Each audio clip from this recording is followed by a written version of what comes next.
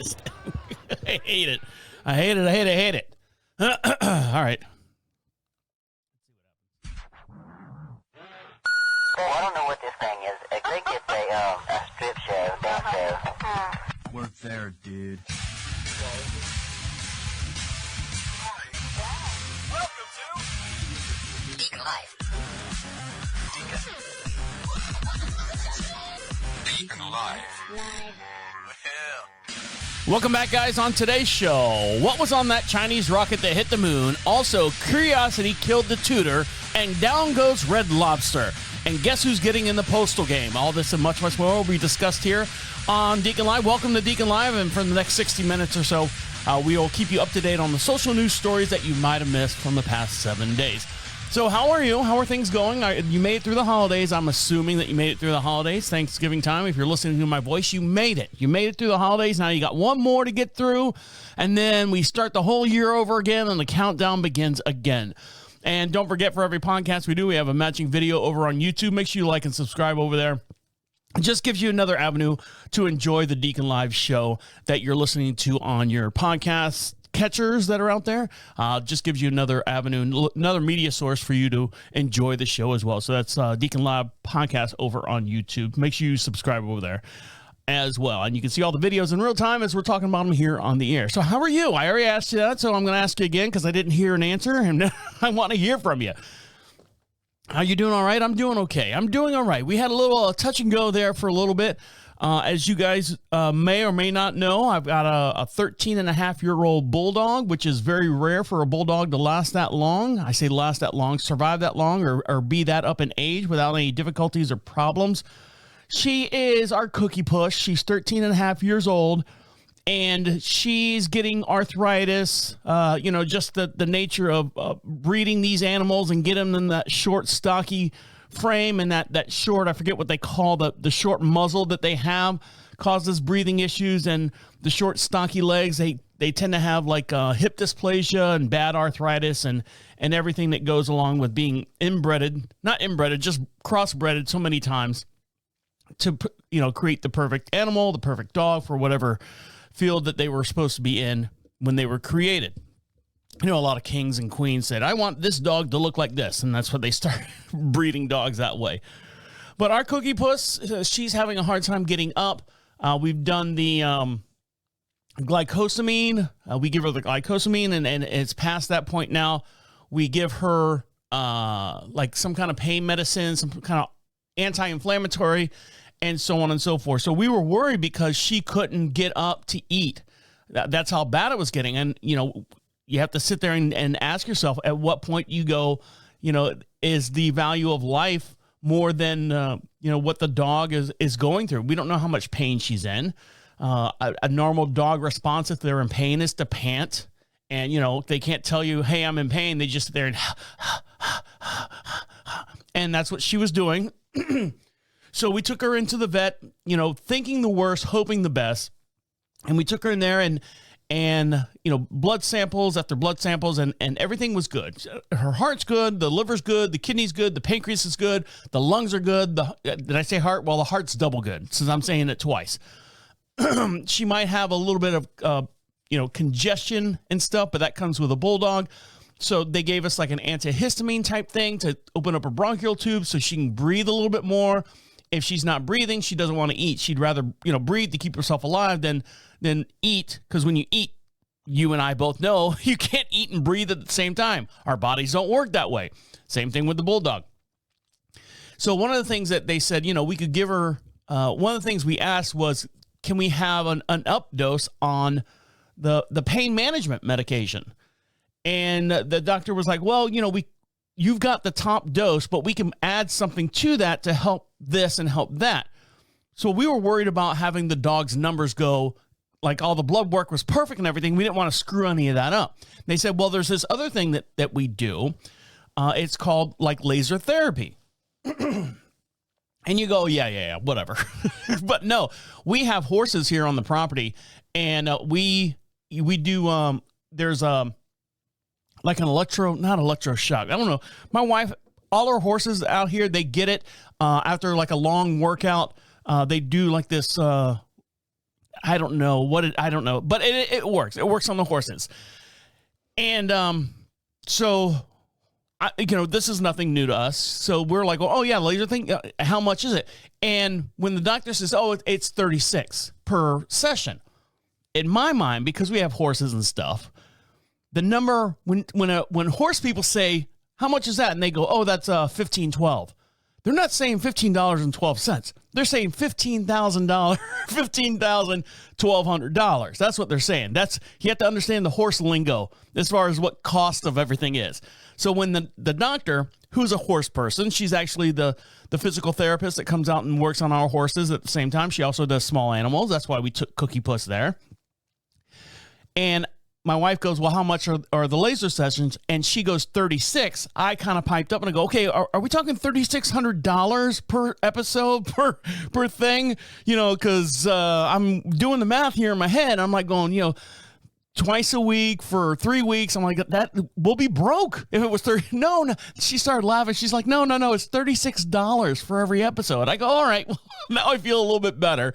And then she pops it up on the computer, and she actually goes, oh, I stand corrected. It's only $30. 36 is for something else. She misquoted. And I said, okay, $30 per episode, per visit to do this, the laser. And all they do is they take this light, and it's hooked up to a big old battery charger, and it's got a screen, a touch screen on the front. And you go, okay, we're doing the back part of the body. We'll do this many amperage. We'll do all this stuff. Everyone in the room had to wear welding mask over their eyes because of this laser. I'm like going, Jesus Christ, what's it doing? And what it actually does is it brings all the red blood cells up to the certain area where the dog has arthritis, and helps heal and focusing on that pain. And we did it. I don't want to say she ran out of the hospital room or the examination room when she was done, but she did do very, very well. So we got 3 weeks of this twice a week. I got to take Cookie Puss down to the vet. And as you guys know, we live out in the middle of nowhere. So it's a 45-minute drive on 2-lane country roads. So that's what we're doing for the next couple weeks or so. She'll be good. She's good. Her heart's good. Like I said, everything else is good. So she's not leaving us yet. She's bound and determined to live out the best years and the last remaining years of her life with us in no pain. And that's what we're trying to do to get with, to do that for her. All right, guys, stick around. When we come back, they're changing Lay's potato chips, the way they make them to make it a little bit more, they're trying to comply with government issues standards. What they're trying to do right now. So I remember they tried to do something a long time ago and everyone was shitting their pants because they changed the flavor or changed the way they process it. So we'll dive into that article when we come back as far as what the actual change is going to be and if we're going to be crapping ourselves. So stick around. You'll listen to Deacon Live right here on Prophet Radio. I'll be right back. Welcome back to Deacon Live. We'd like to hear from you, and the way you can be part of the show, you can be podcast famous, is go over to Prophet Radio, PROPHET Radio.com, proud sponsors of Deacon Live, and plus a whole bunch of other podcasts that are broadcast out of this studio. You can check them out over there at ProphetRadio.com. At the bottom of the page says, be heard. A little blue bar, if you've got a microphone on your device that you're listening to us on or at, speak right into it. You can be anonymous. It comes right to our inbox, and we'll play it on this podcast and the very next podcast if you don't get it in early enough. And don't forget, we're getting towards the end of the year, and we don't do New Year's resolutions here on Deacon Live. We do New Year's predictions and what we think is going to happen for the next for the year of 2024 coming up. So get those in. Like I said, you can be anonymous. Just say, hey, this is what's going on, or this is what I think is going to happen. And we'll play them on the very next podcast as we grow closer and closer to the end of the year. So get those in quickly because they are piling up, and we're going to do a whole big old thing towards the end of the year. So get those in now. Now, I love Subway. Being on the Whole30 diet, I don't know if you can see me here. Let me switch cameras here so you can see me. So you can see me here. I've got this shirt on that I haven't worn in probably 3 or 4 years. I've lost 26 pounds, and I owe it all not to Jared and Subway or anything like that. I've been doing the Whole30 diet. It's basically no dairy, no processed products, nothing that's like I can't have like some starches and stuff. It's clean eating is essentially what it is. and no sugars, anything with artificial sweeteners or any kind of fructose, anything with toast on the end of it. You can't have it, which is fine. I've been doing very well. I lost 26 pounds. My wife, I believe, lost 14 to 16 pounds, but men traditionally lose weight faster than women do. So she looks good. I'm looking good. Like I said, I've been wearing this shirt. Haven't worn this shirt in years, and the collar's a little starchy, so you can see me here on the video. It's kind of cutting into my chubby little neck. I'm still a little chubby, but I'm 26 pounds less chubby than I was before. Now, Subway, like I said, I love Subway. During this whole Thanksgiving break, we've taken 4 days off from our diet, and I've been eating, the turkeys and the potatoes and all that stuff, but we haven't had Subway in a very, very long time. But this man right here was denied bond last week. Melvin Williams requested bond last week, was denied in the Fulton County judge by a Fulton County judge.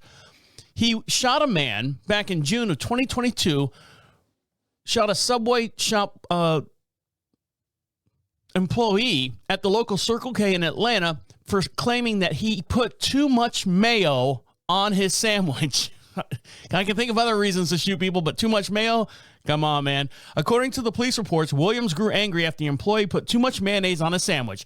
He allegedly opened fire on 2 female employees and a child of one of the employees who was standing there behind the counter. Jesus, bring your kid to work day. Hey, Mom, why are you lying on the floor? Brittany Macon, 26, died of her injuries, while Jaden Statham was hit twice, and she pushed her son towards the ground. Statham survived the shooting. Williams is facing charges of murder, felony murder, aggravated assault with a deadly weapon, first-degree criminal damages to property, third-degree cruelty to children, and possession of a firearm on commission of a felony. So there you go. No trial date has been set for Williams just yet.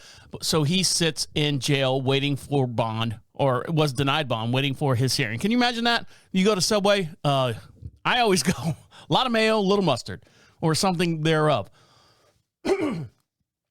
There's no reason to shoot people over too much mayo. It's too much tuna. You can't have too much mayo. Now, too much of a good thing will kill you.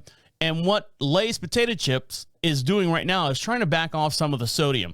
And by 2030, the company plans to hit 2 new ambition nutrition goals. PepsiCo announced on November 14th that their first aim is to reduce amount of sodium by 75% of its food products worldwide. PepsiCo also announced that it would seek to promote nutritional diverse diets by helping to increase the consumption of diverse ingredients such as legumes, plant-based proteins, fruits, vegetables, nuts, and seeds in its food offerings. We are on a constant cycle of innovation and reimagining foods that we take and how we use them and how we make them, so we can bring better choices to the consumer without compromising taste.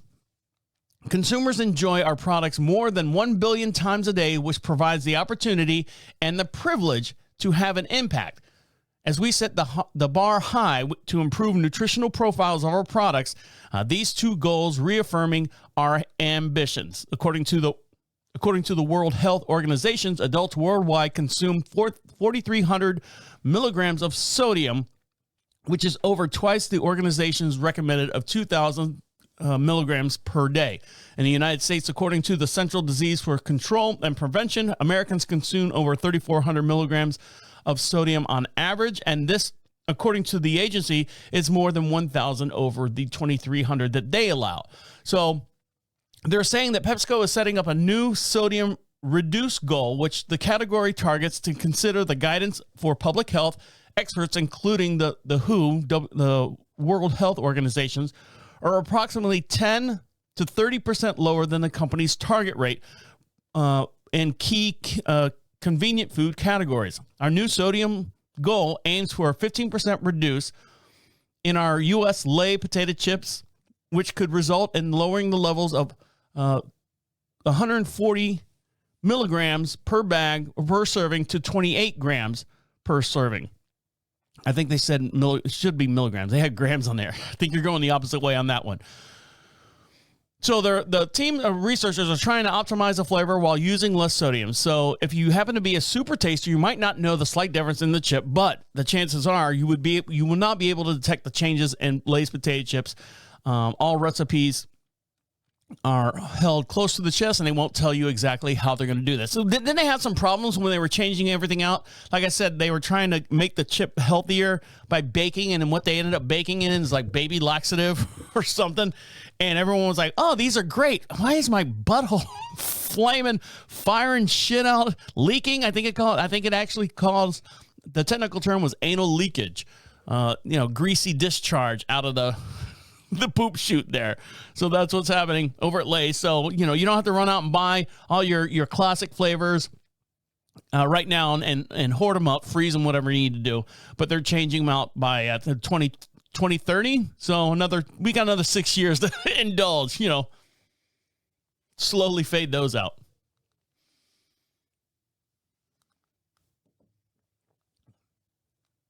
Now, someone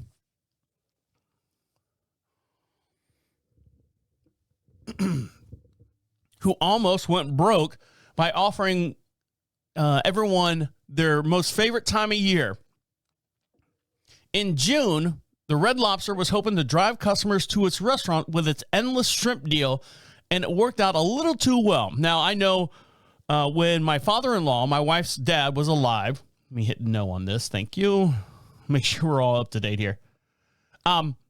He'd look forward to the endless shrimp at Red Lobster.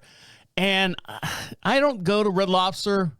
Well, let's put it this way. I used to go all the time when it was good, but now it's not good, and it hasn't been good for a very long time. Every time you went there, everything just tasted like rubber. The shrimp tasted like rubber. The crabs tasted like rubber. The only thing they had going for them were their Cheddar Bay biscuits. If they just called Red Lobster and Cheddar Bay biscuits, they would probably make some good money doing that. But every time I go there, it's not good. It's just not good. Let's put it that way. Plain and simple, done stamp, not good. But in June, the company offered its unlimited endless shrimp typically for a limited time offer on their regular menu for $20. An attempt to get more people into the store worked out great, but it also came with a cost. Red Lobster posted operating loss of more than $11 million in quarter three, according to the restaurantbusiness.com. It's a loss that the owner Thai Union Group said that the ultimate endless shrimp was a key factor in creating it. If we would have known the price was cheap, we knew that the price was cheap, but had no idea that it would bring in more traffic to the restaurants, says Thai Union CFO Ludwig Regis Henry Garner. Can we shorten up your name there, buddy? Garner says that more people were choosing the endless shrimp than the company thought that they would. According to the Men's Journal, the shrimp fiasco has set to leave the company with about $20 million in losses for the year. The Seafood News cited Seafood Source saying that the company attributes most of the losses to the industrial challenges, including inflation and labor costs. To continue the endless shrimp, the regular menu, as a regular menu item, the company says it'll have to bump it up to $25 per person. So there you go. Endless shrimp. If you got it for $20, you were doing a good thing. And you always feel good. You feel like you're sticking it to the man. That's it. I'm going to eat my $20 worth of shrimp. And they don't plan on you. They don't plan on you doing it. They plan on you doing it, but they don't plan on the other 50 other million people that decide to do it, which is great. So sometimes those corporate office people sitting up in the high office, they don't have the answers for anything. It just looks good on paper. And then when it actually unfolds and rolls out, they're like, holy shit, let's pump the brakes. All right, when we come back, this woman fell in her kitchen and died, but they couldn't find her when she fell. What happened to her? I'll dive into that when we come back. So stick around. You listen to Deacon Live right here on Prophet Radio. I'll be right back. Welcome back to Deacon Live. You want something for free? Well, I'll get you something for free, but you got to do something for me. Go over to Prophet Radio, PROPHET radio.com. At the top of the page says free swag. They're proud sponsors of Deacon Live, plus all the other shows you can see that are broadcast out of this studio as well. Pick out whatever prize pack you want. There's some magnets, some stickers, some keychains, some pins, some buttons, all that. Pick out whatever prize pack you want. Put your mailing address in there. It's not an email grab. Believe me, we're just... Prophet Radio is just trying to say thank you for listening to all the prime programming that they have here on Prophet Radio. So pick out a prize pack or whatever, and they'll send it out to you right away. Now, and don't forget, you can also be heard while you're there. Speak right into your listening device, whatever. Speak right into your listening device. Anyways. And don't forget to follow us on all our social networks over there. And for every podcast we do, we have a matching video. You can see me here in the studio, 26 pounds lighter. Thank you very much. And this shirt I haven't worn. Check it out. It's a nice shirt. Look at this. I'm going to stand up so everyone can see. It's a nice shirt. Look how flat my tummy is. Look how flat it is. But the collar's a little starchy, so it's kind of digging into my chin here. So I look ridiculous for some of you. Normally I have just like a black t-shirt on. I kind of blend in the background, but... now I'm kind of proud of my little weight loss there for what I'm doing. And I'm going to continue to do it until Christmas time and then off of it for 3 days and then back on it. Now, here on the property, we have a 22 some odd acres here. We have a horse ranch, horse farm, whatever you want to call it. My wife rides, not professionally, but she does ride in competitions and stuff. That's her hobby. That's what she does. She does it very well. And part of having this large property is we have a whole bunch of trees. Now, we broadcast just outside of Charlotte, North Carolina, a little town called Marshville.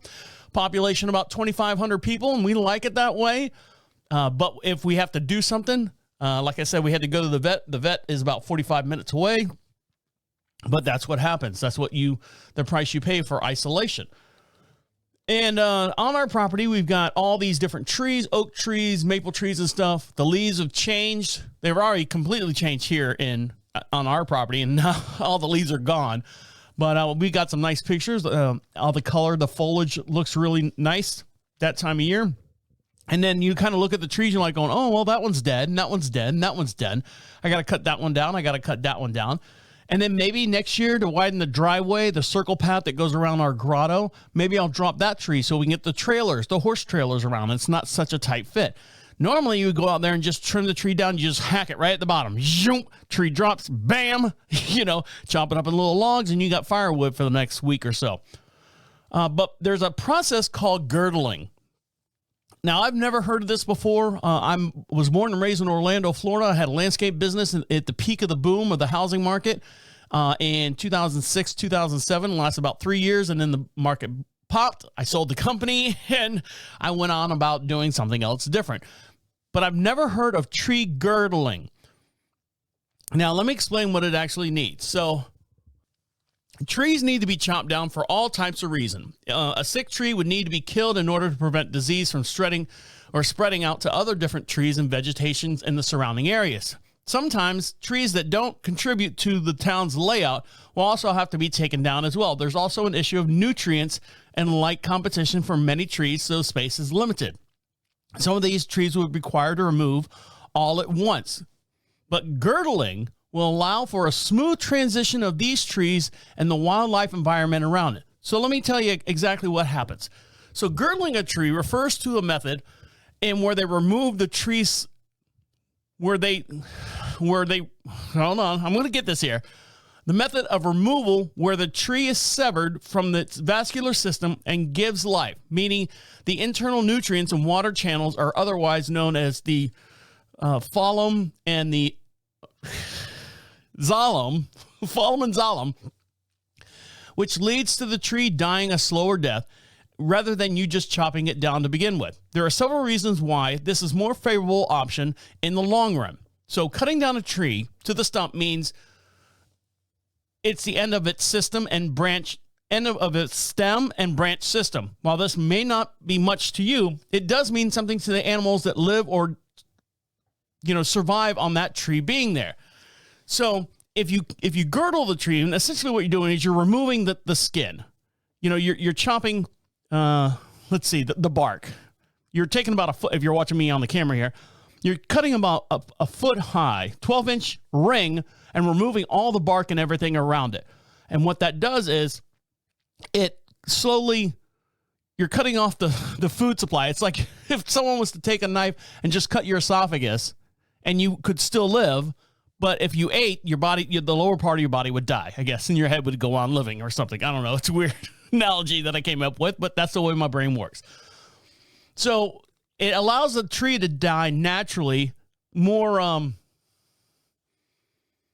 what do they say? Die a more, I'm going to mess up the word here. More honorable. Oh, this light's on. A more honorable death. And it allows any of the animals that relied on that tree for any kind of food or shelter or anything like that to go on and find another tree. Chopping down a tree is almost also a negative impact on the ecological impact of the ground, causing erosion, especially if you have garden on slopes, riverbanks, or roads without tree roots acting as a protective cover for the soil. It becomes susceptible for erosion over time, like rainfall and wind. With girdling, this allows the tree to perish slowly while remain standing so that the topography of the ground stays the same. This would also prevent erosion from occurring. So there you go. Girdling, so, about maybe 3-4 foot up the tree, you cut this ring out of the tree and you just let it die naturally. And then as it goes on, and then you can go from there, I guess. Tree's going to go no matter what, I guess. But if you're trying to, save the trees, man, save the trees, and you need to get rid of them, okay, let's do it more humanely is the note I'm taking away from that. That's the idea. Now, this woman right here, she was just hanging out in her kitchen, cooking dinner. 83-year-old woman died after she fell through the rotting floorboards in a century-old South Carolina house and down into a well shaft that the owner had no idea that it was there. It took several rescuers nearly 4 hours on Sunday to get a woman's body out of her nearly 50-foot deep hole in Oconee County Corner. Oh, said Oconee Corner. All right, so we got it there. So it was a 50-foot deep hole. The woman was helping her daughter pack up and move things out of her house in Salem, which, according to property records, was built in 1920. As she walked across the kitchen floor, part of it collapsed. The woman's daughter searched for her in the crawl space underneath the house and couldn't find her. Firefighters actually finally found her, found the woman and bring her back.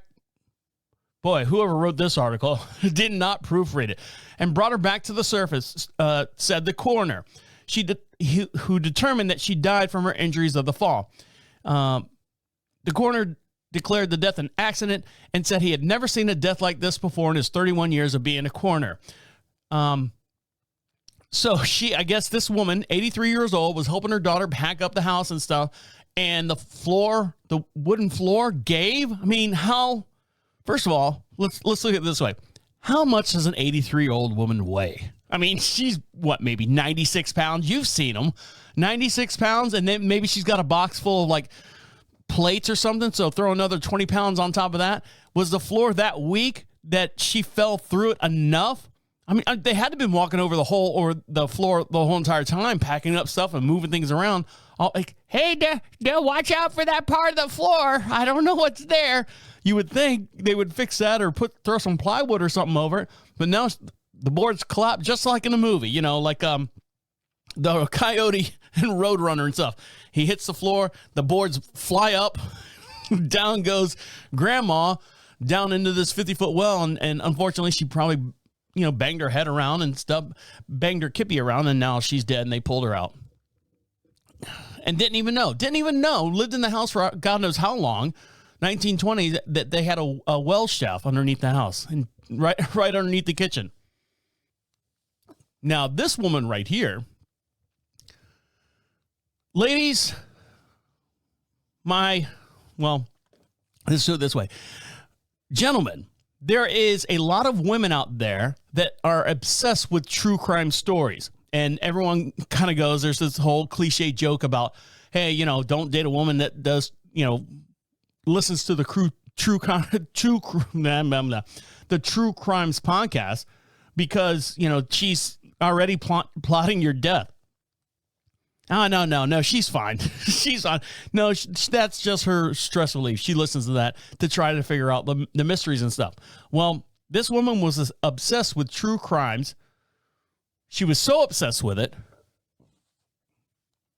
she planned a devious scheme to actually kill someone. 23-year-old Zhang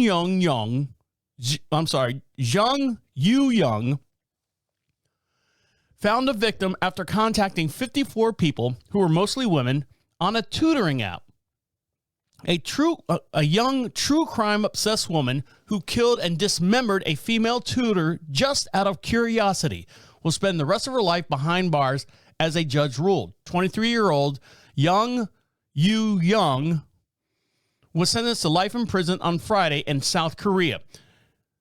Yu Young was arrested on June in connection with the premeditated murder of a female tutor that she met online.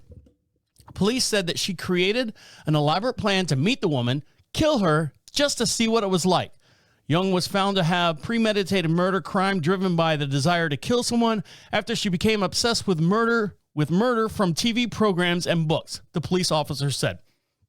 According to the outlet, investigators said that Yu Young posed as a mother on a tutoring app who's reaching out for someone to teach her daughter English. She found the victim after contacting 54 people who were mostly women on the app. She arrived at the woman's house posing as a young student and dressed in a schoolgirl uniform. 50 or 15, they all look the same over there. Those young Korean girls. Not that I would know or anything like that. I'm just saying. It's common knowledge. Young is short, and with a uniform on, the victim probably mistook her for a middle-aged student or middle school student. After entering the victim's residence, Yu Young stabbed her multiple times and went to the supermarket where she purchased bins of bleach before returning to the residence where she dismembered her. According to the BBC, Yu Young then took a taxi to dispose of some of the body parts in the woods, and the driver alerted the police of her suspicious behavior after. Partial body parts were discovered in the woods, while additional body parts were found at Yu Young's home. Police said that browsing history showed that she searched on how to kill and ways to get rid of the body months leading up to the murder. She was arrested and convicted of murder, desecration, and abandonment of a corpse. In addition to her sentence, she was also wearing a tracking device for 30 days. I would hope so. Take her phone away, too, while you're at it there, dummy. On Friday, the judge said that Yu Young committed the murder despite knowing her beforehand for her own perverse reasons. They also said the crime is incite a general distrust. The victim, who was never publicly identified, was 26 years old. So, fellas, keep an eye on them. Keep an eye, when they start sharpening their knives or doing crazy stuff, and you're like going, honey, didn't I buy bleach last week? What's all this muriatic acid and all this other...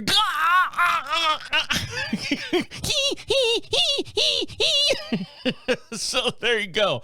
Be careful if you got a loved one that watches those and listens to those true crime stories. My wife, I don't have to worry about that. My wife always watches those smut programming like Real Housewives and stuff. And the only thing that would come out of that is she would fight with other housewives in the area. That would be the only thing. You suck. No, you suck. Ah, you did. Blah, blah, blah, blah, blah. So that's the only thing that would come out of her TV watching or something. All right, when we come back, you think it's good? You think it's good to have you think you're better than me? You think it's good to have one of those electric cars?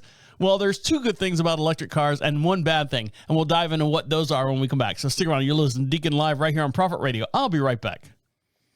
Welcome back to Deacon Live. Make sure you follow us on all your social networks, and the way you find out all the links that links us to you and you to us as well, go to Prophet Radio, proud sponsors of Deacon Live and all the other prime programming that they have here broadcasting out of the Prophet Radio studio. That's PROPHET radio.com.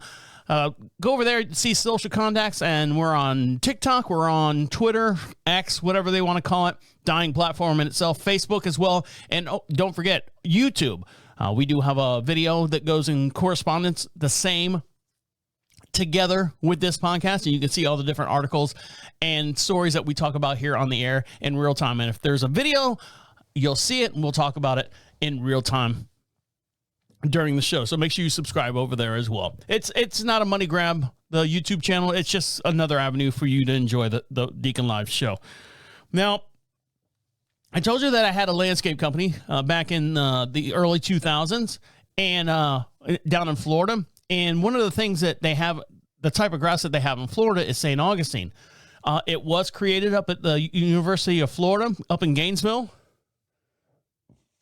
It's what they call a centipede grass or a creeping grass.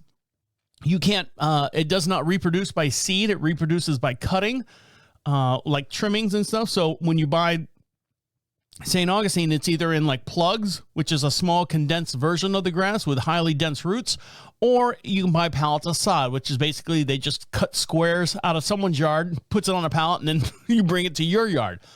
And it was supposed to be the cure-all as far as drought tolerant and all that stuff. And of course, as the years go on, it is mutated and combined with a whole bunch of other different native Floridian grasses. And it's become one of the most suckiest grass to keep watered. In the summertime, if you live in Florida, you know, the blades of grass all shrivel up and turn brown. As soon as you spray water on it and get it going, boom, you've got nice green grass again. But unfortunately, the water table in Florida, you know, you're kind of taking away your aquifers.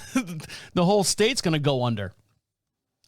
So some people have actually turned to artificial grass, and they're like going, oh, okay, that's great. Artificial grass, artificial turf, by all means, throw it down there. I don't have to water it. I don't have to do anything. I do have to go through what they call sanding it, and they put sand on it to fill the high and low spots. So you just kind of brush the sand, like play sand, you know, when you have a sandbox as a kid growing up. I never had a sandbox. But, you know, you brush the sand in, and that's the way you keep your artificial turf looking good. Unfortunately, city officials are outlawing common landscape tactic once touted as the solution for the drought. And it's a ticking time bomb. In Melbray County, the Melbray City Council in California has unanimously implemented measures to stop residents from installing artificial turfs. Now you say, well, why? Why would you want to do that? Well, here we go. We've all heard about all the bad stuff as far as like, what do they call them? Microplastics and all these other things. Please, there's a lot more stuff in this world to worry about than little microplastics. I don't want my baby drinking water. It's got microplastics in it. Well, do me a favor. Don't just breastfeed your kid until he's 18 and then let the kid have whatever after 18, you know? This continues. The story continues. The move continues to temporarily restrict new installations set in place on the 2021 memorandum. So with the water conservation required statewide in the hot and dry periods, the lacking of water leads to lawns becoming brown and the soil turning to dust, which is making for undesirable appearance and increased risk of respiratory health problems. I didn't think about that, but yeah, I guess that would make sense. Synthetic grass was seen to be a handy solution in areas where drought conditions are becoming more and more severe and lasting a lot longer and increasing the longevity of your yard, you know, so it doesn't look so bad. With global heating, a key driver, debatable there, but that's another story, and the extreme weather, the material's negative environmental impacts are becoming more apparent in the past recent years. Many examples of the product containing forever chemicals, which do not break down and naturally have been linked to some forms of cancer, liver problems, and high cholesterol. We're concerned that the health and the safety of the synthetic materials, says Andy Morgenstern, the community development director of the city of Melbray. There's plastics, nylon, and different kinds of materials in there. We are concerned that the impact of our stormwater, aquatic life, and things of that nature. I like that part. And you know, other stuff. You know, things of that nature. Indeed, these chemicals are harmful materials like microplastics and can end up in the water supply after flooding because of the water runoff into our sewage networks.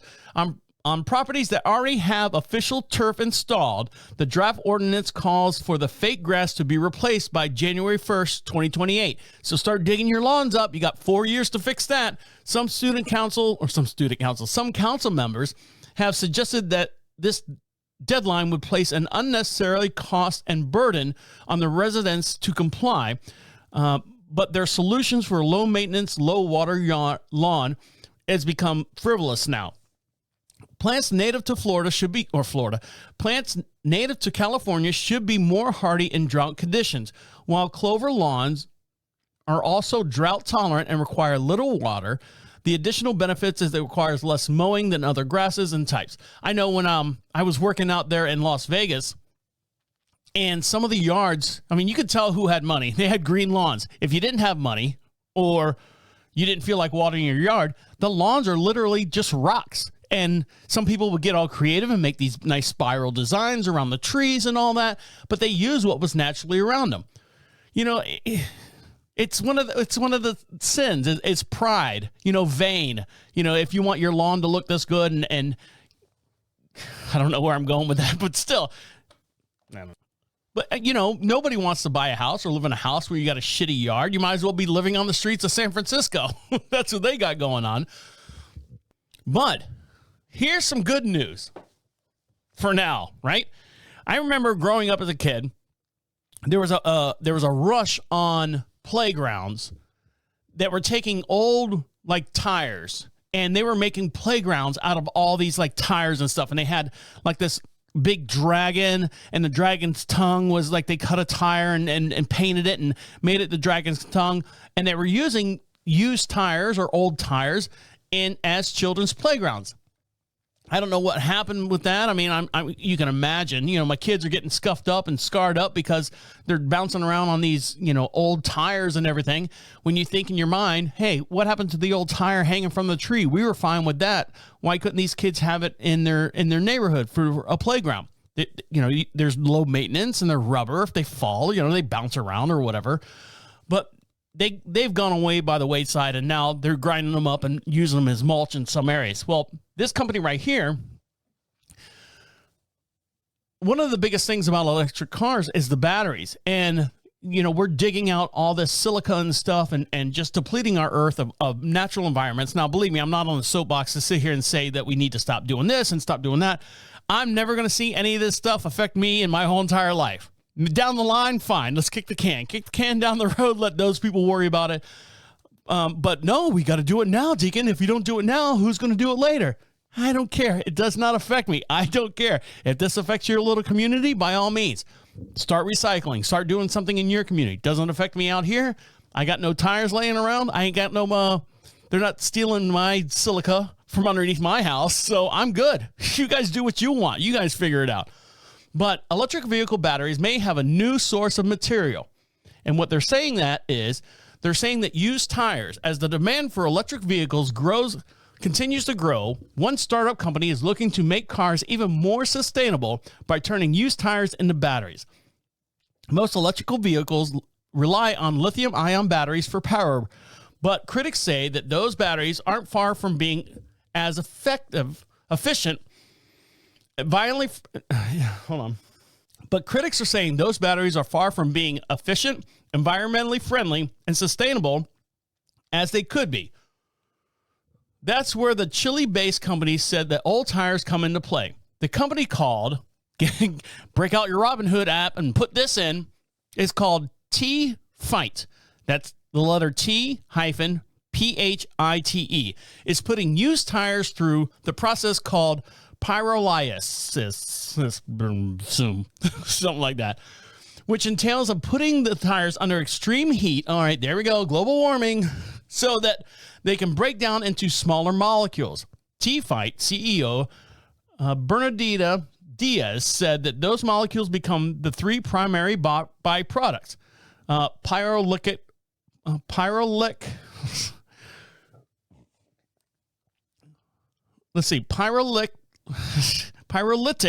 oil, steel, and black carbon. Amen. Word up. As a substance that contains graphite material essential for providing the electric pathway within batteries for energy to surge. According to the black carbon suppliers, which is not involved with this project, black carbon is usually produced by incomplete combustion of heavy petroleum products such as FCC tar, coal tar, ethylene crackling tar, and they got all this stuff, an amount of small vegetable oil. Okay, well, I recognize that one. Along with it having excellent electricity conductivity, Emirates says that the substance are known for being wear resistant. Making this substance out of used tires solves two problems. One is the final disposal of tires, and the second is the demand that is being generated for electromobility materials. And when you obtain materials from other waste, you are generating what's known as the circular economy.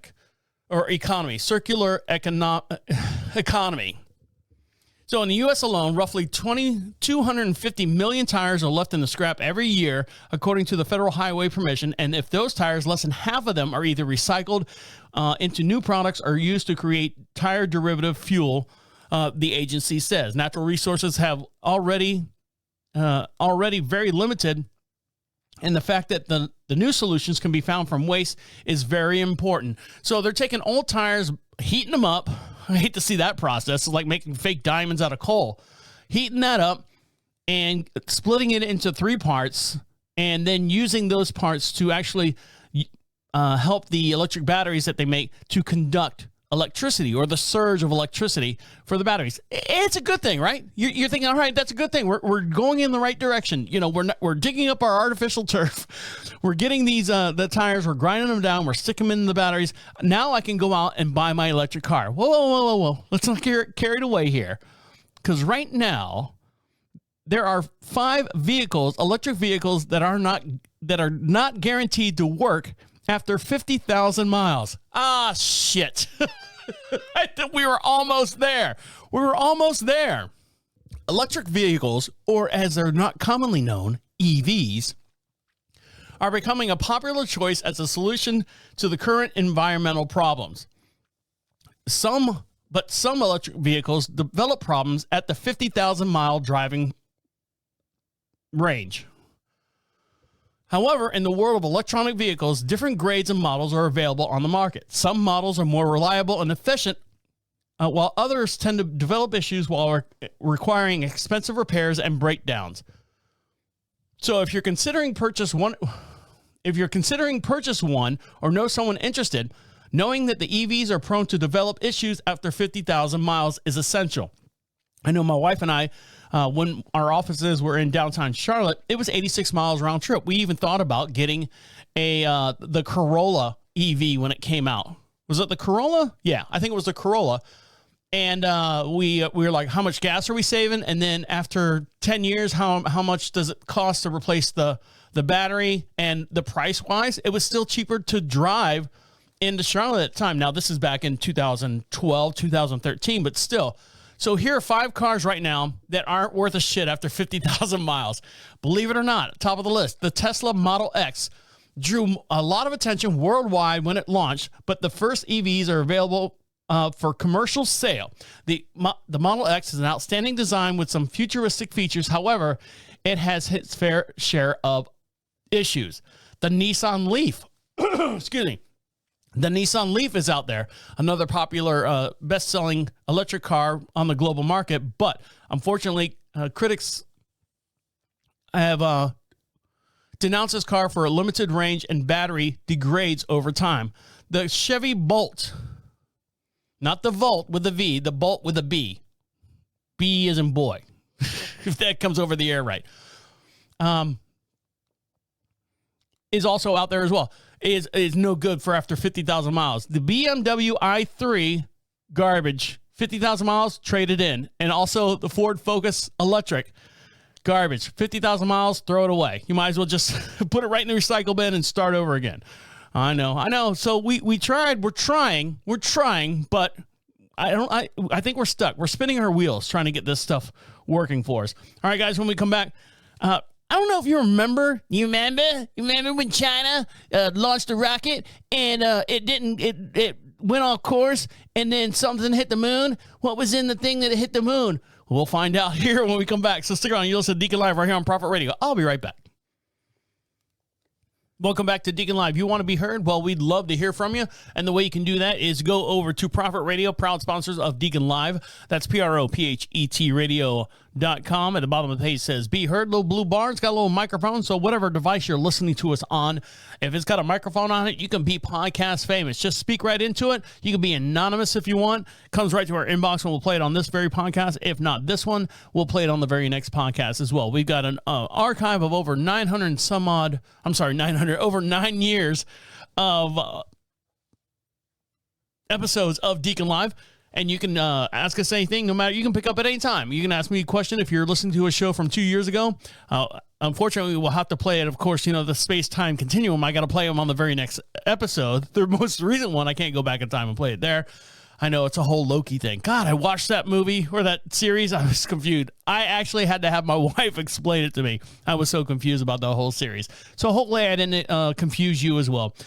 You can just be podcast famous and be heard right here on the podcast. Now, where are we going? Oh, lost my train of thought.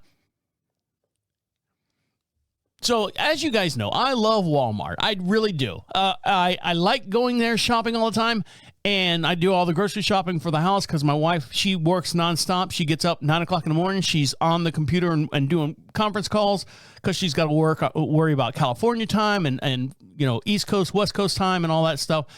So she's completely busy. So I take some of the burden off of her, and I go shopping. But when we go shopping, she likes to go to an actual grocery store, which that's all they do, just groceries. Not me. I want to pick up socks and underwear and produce at the same time. Now, it's one-stop shopping, and the prices are great. This past Thanksgiving, my wife and I went grocery shopping at Publix, and some of the items she was, and she'd look at it and go, well, how much is this at Walmart? And I go, it's like $2 less. She's like, really? I'm like, yeah. She's like, is it that much of a difference? I'm like, yeah, it is. You're limited on selection and stuff. You don't have all the gourmet shit like Publix has, but there's gourmet prices that you have to pay. But she's starting to learn. She's starting to understand and letting me, she's starting to trust me a little bit more shopping. But as long as food's on the table at the end of the day, I don't think she really minds too much. Now, Walmart, think about the dominating players in the e-commerce space. So first of all, you think Amazon, and before Amazon, you had eBay. And then the whole digital landscape is always changing to determine who is the most dominant places or dominant players in the space are consistently trying to work on gaining ground with each other, pleasing customers, and at least attempting to beat out its peers. One of these people has made a leaps and bounds is Walmart. I know when up until maybe the last year, I did all my online shopping through Walmart because they had everything. They didn't have it in the store, but they had it in these big, huge facilities. And the prices were still somewhat manageable. Walmart's massive stores are enabled for its success for various reasons. First, its locations. It has a store within 10 miles of 90% of the United States population. Having stores more closer to that last mile, wherever they may be, helps retailers scale up the online operations effectively. Think about it. Amazon really doesn't have a brick and mortar store, and that's where Walmart kind of excels. Proximity works. Its online shopping revenue has doubled to $64 billion in 2021 from its $25 billion in 2020. Now, I tell you all this to tell you this. Walmart, because of its location, because of the whole footprint of Walmart, they're 200,000 square foot stores.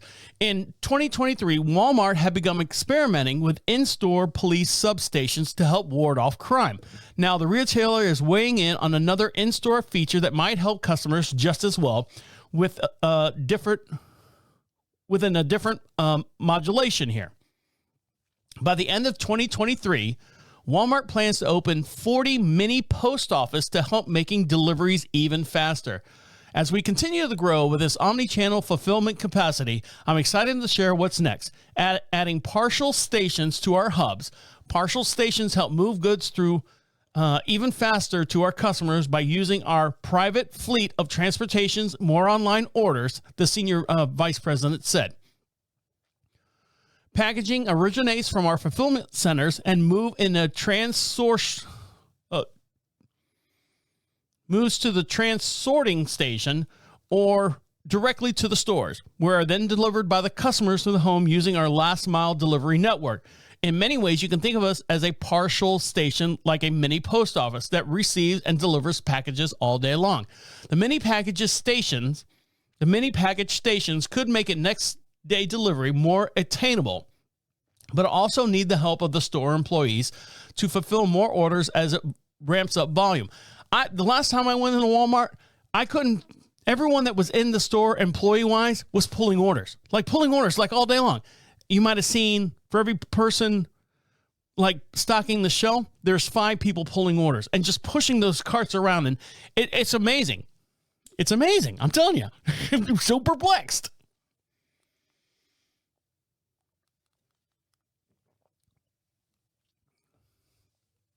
And right now, this whole changing of system couldn't have come at a better time. Many of the mini packaging stations will be operational by the holiday season.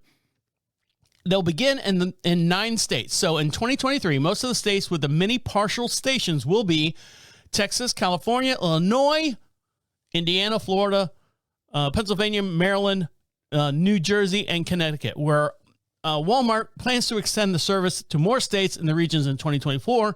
As it scales, the retailer expects to drop the price of delivery, which it can reinvest back into the customer experience. So there you go. Walmart's, it's smart. You know, you got this whole fleet of trucks and stuff. Hold on there, sister. You're jumping ahead of the game here. I know that when I was working for a production company, we had tractor trailers sitting out in the yard, not doing anything. And, you know, we're paying, costs on them. And me and the operations manager were trying to figure out, okay, if these trucks are sitting here and we got nothing going on for the next, 4 weeks, can't we get these trucks loaded up and haul freight around? But then we kind of just, we were a small company. I think we had a fleet of maybe, I think 20 trucks. That's power and trailers. So that's what they're trying to do now at Walmart, which is good for them. Now, I don't know if you remember, a while back, China launched up a rocket. Choom! And everyone was like going, all right, China, what are you doing? Why are you showing us your balls? And the rocket went up and something happened and something flew off of the rocket and smashed into the moon. Well, they're trying to find out right now what was actually in that thing that flew off and smashed to the moon. Was it chemical gases? Was it radiation? Was it nuclear disposal that they were trying to do? Chinese people, nothing going on here. Anyone got any launch codes? Do you have some launch codes? So for more on this story, let's turn to Straight Arrow News. And if you want to see this video in real time as we're talking about here, now's a great chance to go over to YouTube, search for DeaconLive podcast, and you can see this in real time as we're talking about here. I'll switch to camera 4 so we can see it and we can all be friends together. So here we go. I sit back so I sit in my camera frame here. All right, here we go. I'm going to have to turn you up. Here we go. Of scientists wanting to know what... A mysterious crash on the moon's surface last year left scientists wanting to know what created a pair of craters. A new analysis from the University of Arizona found it was the remnants of a Chinese rocket that was hauling an unknown payload, creating a second crater when it slammed into the moon. But China is disputing what the U.S. research team found, saying it wasn't their spacecraft that wasn't caused ours. the craters. Wasn't ours. American scientists say it was a booster that came off of a Chinese rocket that went tumbling slowly toward the moon. They found the booster created one... Oh, hold on. I got an ad now. No, it wasn't ours. No, you got us mistaken with someone else. That was the other guys. Yeah, that's what it is. That's the other guys.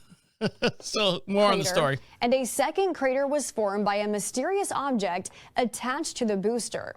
The scientists say they'll likely never know what that second device was, since China's National Space Administration says they've got it all wrong, that the object wasn't of Chinese origin. Right. The research team says they have definitive proof the space junk that hit the moon was a Chinese booster from a rocket China sent into orbit in 2014. World China War says III. The rocket booster burned up upon re-entry to Earth. The U.S. Space Command says that's not true. And now speculation is centered on what the attached object was that created the second crater. The lead author of the study said, something that's been in space as long as this is subjected to forces from the Earth's and the moon's gravity and the light from the sun. Its impact was almost straight down, and to get those two craters of about the same size, you need two roughly equal masses that are apart from each other. The author says the rocket body is a big empty shell on one end and a heavy engine on the other. So they concluded a second object had to have been on the other end of equal weight given its motions through space. Nuclear. The study's other conclusion, a warning. As space exploration booms, countries should be more cognizant of its space debris, where it goes, and the impact of its landing. So there you go. So, I mean, they're doing something. They're a little, no, it wasn't ours. And then, no, you don't understand. Definitively, we know. We can see the markings on the ground of your little red Chinese flag, your little terrorist flag. Not terrorist, but, you know, your red China flag that's out there. We see it. We can see it from here. I got binoculars. I can see it from my house. So don't push that button a little too hard there, because China's going to fight back. I think, what was it, Nostradamus was talking about China. I was reading something about prediction and stuff, and I came across, Nostradamus, and he was talking about 2024. And one of the things that I read that he said, his predictions are very loose. You have to take them in interpretation. But the one that stuck out the most was, a red country will take over the oceans and sea by land and force, and there will be a definitive conflict between East and West with the bear and the weasel or something weird like that. So you can take that for what it is, but China's going to start it. They're going to start World War III. Watch. That's my prediction. World War III this year. It's not a good prediction. It's just a prediction all in general. Now, Chinese people are the actual ones that created fireworks. And in many countries, in many states here in the United States, fireworks are still illegal. I believe they're legal here in North Carolina. I know they're illegal in Florida. But one state where it's extremely illegal, especially what's happened out there the past year with all the forest fires and that massive destruction that the fires led, is Hawaii. And unfortunately, this lady right here, 92 years old, got caught with a bunch of illegal fireworks stashed at her location. And for more on the story, we're going to go to HNN, Hawaii News Network, as they investigate what happened with this woman, 92 years old, with fireworks. So here we go.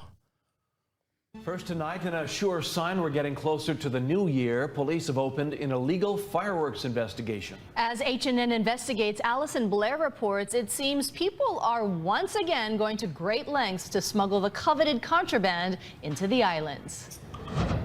Whoosh. The latest example happened in Aleva Heights. That's where police sources say someone stashed nearly 200 pounds of fireworks in an elderly woman's carport. Tonight, it's still unclear where they came from or how they got there. Check the label. Just before 7 o'clock Thanksgiving night, records show a man called Honolulu police after discovering 7 boxes labeled fireworks in his 92-year-old relative's carport on Aleva Drive. According to law enforcement sources, the man told officers he believed either someone had hidden the boxes there or they were delivered to the wrong address. It's a huge problem. Prior to his retirement, Tommy Ayu served nearly 3 decades with the U.S. Department of Justice Drug Enforcement Agency. He says smuggling fireworks into Hawaii is a lot like smuggling drugs.